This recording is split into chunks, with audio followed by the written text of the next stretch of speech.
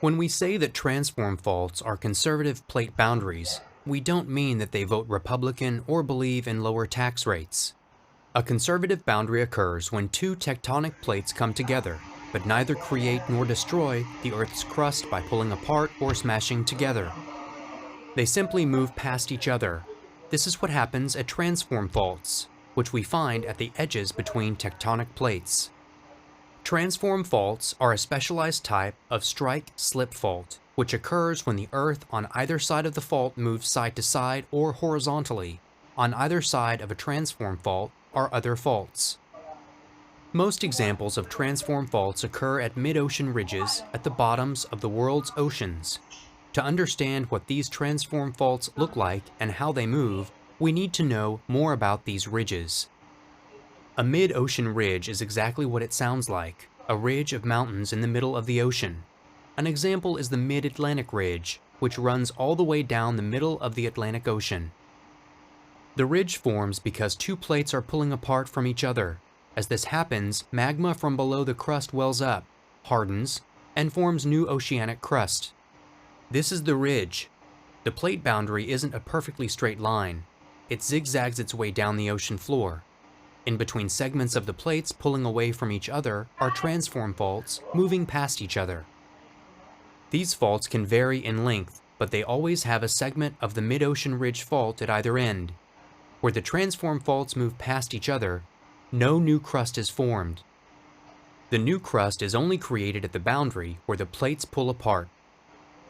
A similar phenomenon occurs at other plate boundaries where oceanic crust meets continental crust. The San Andreas Fault in California is an example of this, as is the Alpine Fault along the coast of New Zealand. These transform faults are much more famous than those at the bottom of the ocean because we see and feel them in action.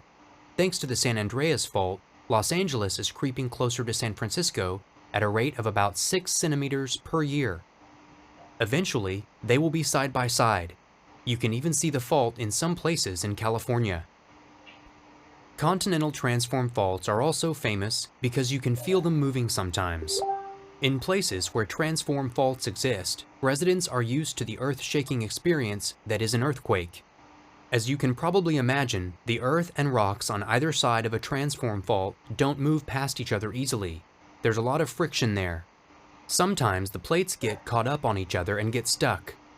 Pressure builds up until they finally move past the barrier, and the energy released produces an earthquake.